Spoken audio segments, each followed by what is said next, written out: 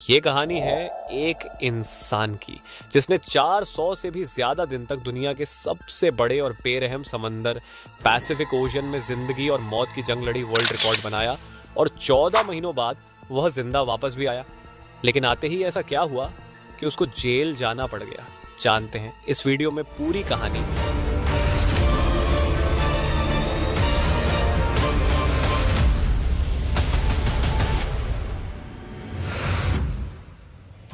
Pacific ocean का नाम सुनते ही लोगों को पसीने आ जाते हैं।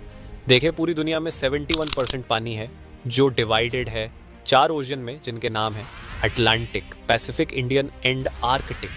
सबसे बड़ा ओशन पैसिफिक है। ये इतना बड़ा है कि जमीन का कुछ हिस्सा जो 165 मिलियन स्क्वायर किमी बनता है, ये अकेला ओशन 148 मिलियन स्क्वायर किमी को निगल सकता है। इस ओशन पर कुछ ही आइलैंड्स हैं जो बहुत ही छोटे हैं और कुछ तो ऐसे आइलैंड्स हैं जिन पर आज तक कोई इंसान जा भी नहीं सका।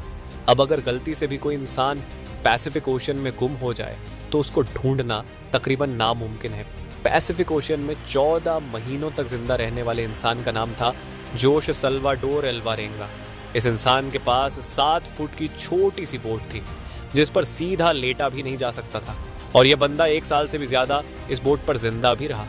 समंदर की बेरहमी का भी मुकाबला किया और वर्ल्ड रिकॉर्ड भी बनाया जो आज तक कोई और इंसान तोड़ भी नहीं सका।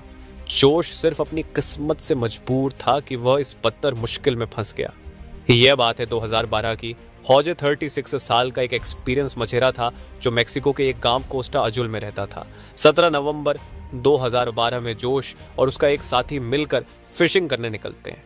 रोज की तरह अपनी 7 फुट की छोटी सी बोट पर इस बोट पर ज्यादा दूर जाकर मछली नहीं पकड़ सकते थे क्योंकि बोट बहुत छोटी थी जिस पर एक इंजन और एक ही फ्रिज था, तो यहाँ कुछ ही मछलियां पकड़ सकते थे। दोनों ने 30 घंटे में वापस आने का फैसला किया। दोनों निकल पड़ते हैं। मेक्सिको के किनारे से 120 किमी दूर अपना जाल समंदर में बिछा रहे होते हैं कि अचानक एक खतरनाक समुद्री तूफान उनको अपनी तरफ आता नजर आता है।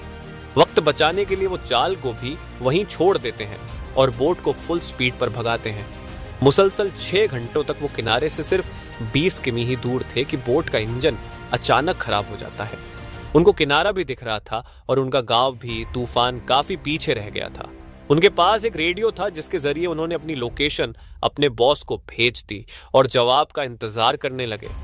किस्मत इतनी खराब निकली कि रेडियो की बैटरी भी डेड हो गई। एक तरफ वो किनारे को देख रहे थे, दूसरी तरफ अपनी तरफ आते तूफान को जो इतनी शिद्दत से आ रहा था मानो इनको जिंदा ही निकल जाएगा। तूफान के साथ हवाओं की शिद्दत इतनी तेज थी कि उनकी बोट किनारे से दूर होने लगी। कुछ ही देर में किनारा भी मंजर से हट गया और तेज लहरें इनको दूसरी तरफ खींचने लगी। इनके बॉस तक जब वो मैसेज पहुंचा तो बहुत देर हो चुकी थी। बॉस ने एक सर्च पार्टी भेजी इनको ढूंढने के लिए, लेकिन हर गुजरते लम्हे जोश की बोट दूर से दूर होती गई। तूफान की वजह से ये लोग ना तो कुछ देख पा रहे थे और ना कुछ समझ पा रहे थे कि अब वो किस जगह पर हैं और किनारा किस तरफ है। हैरानी की बात यह है कि सिर्फ 5 ही दिन में इनकी बोट किनारे से 450 किमी दूर पहुंच चुकी थी। छोटी बोट होने की वजह से इनको ढूंढ पाना और भी मुश्किल हो रहा था। ना इनके पास कोई फ्लेयर गन थी, ना इनके पास कोई ऐसी चीज थी आग लगाने के लिए ताकि यह धुएं से किसी को सिग्नल देकर बुला सके। दोनों एक दूसरे को देखकर मन ही मन में सोचने लगे कि शायद अब बचना मुश्किल है। 2 दिन पहले ही खाना भी खत्म हो चुका था। मछली पकड़ने के लिए भी उनके पास अब कोई साजो सामान नहीं था क्योंकि जाल वो पहले ही छोड़ के आ चुके थे। दोनों का भूख से बुरा हाल था कि अचानक एक पंछी उनकी बोट पर आकर बैठ जाता है। ये दोनों एक दूसरे की तरफ देखते हैं और एकदम से उस पंछी पर हमला कर देते हैं, लेकिन उसको पकड़ नहीं पाते। दोनों को पता था कि हो सकता है पंछी फिर आए। कुछ ही देर में एक और पंछी आता है। इस बार दोनों बहुत तरीके से उसको पकड़ने का प्लान करते हैं और आखिरकार वो कामयाब हो जाते हैं। और इस तरह दोनों अपनी भूख मिटाने के लिए बोट पर आने वाले परिंदों से अपना गुजारा करते हैं। समंदर का खारा पानी पीने से इंसान की मौत हो सकती है, इस वजह से उन्होंने बारिश के पानी को प्लास्टिक की बोतल में स्टोर करना शुरू कर दिया जिसको पीकर वो जिंदा रहते थे। लेकिन जब बारिश ना पड़ती तब वो प्यास बुझाने के लिए मछलियों और टर्टल्स का खून पीते थे, लेकिन वो भी तब जब वो उनको पकड़ने में कामयाब हो जाते थे। दिन गुजरते गए, और फिर महीने ये दोनों जिस मेंटल टॉर्चर से गुजर रहे थे वो इमेजिन करना भी हमारे लिए बहुत मुश्किल है। आखिरकार जोश का साथी ये टॉर्चर बर्दाश्त ना कर सका और 4 महीनों के बाद उसने सुसाइड कमिट कर लिया। और अब बोट पर सिर्फ जोश अकेला था और उसके चारों तरफ पानी ही पानी था, जिसको देखकर उसको जिंदगी की कोई उम्मीद बाकी नहीं नजर आ रही थी। लेकिन अपने हालात से तंग आकर वो जैसे तैसे जिंदगी गुजारने लगा। मैप्स में देखा जाए तो एक अंदाजे के मुताबिक हौजे पैसिफिक ओशन के इस हिस्से में मौजूद था, जिसको दुनिया का खामोश तरीन हिस्सा माना जाता है, क्योंकि यहाँ से सिर्फ कार्गो शिप्स ही गुजरती है। मेक्सिको के किनारे को छोड़े 6 महीनों से भी ज्यादा हो चुके थे और इस दौरान जोश ने अपने साथी को भी खो दिया था। इस वजह से वो काफी ज्यादा फ्रस्ट्रेट हो चुका था। एक दिन जोश को दूर समंदर में एक कार्गो शिप नजर आती है। पिछले 6 महीनों में ये पहली शिप उसको नजर आई थी और ये मंजर देखते ही उसमें जिंदा रहने की उम्मीद फिर से वापस आ गई। जोश ने कार्गो शिप की तरफ हर मुमकिन इशारा करने की कोशिश की, लेकिन बदकिस्मती से शिप इतनी दूर थी कि जोश को वो ना देख सके और देखते ही देखते जोश की नजरों से वो शिप भी गायब होने लगी और वो ये सोचने लगा कि शायद मेरी किस्मत में मरना ही लिखा है। दोस्तों जरा सोचो, 6 महीने तक आप दुनिया की ऐसी जगह पर टक हो जहां पर आपको दूसरा इंसान भी नजर नहीं आता, और अगर एक लंबे अरसे के बाद आपको कोई दिखे लेकिन वो आपको ना देख सके और गुजर जाए तो आपको कैसा लगेगा।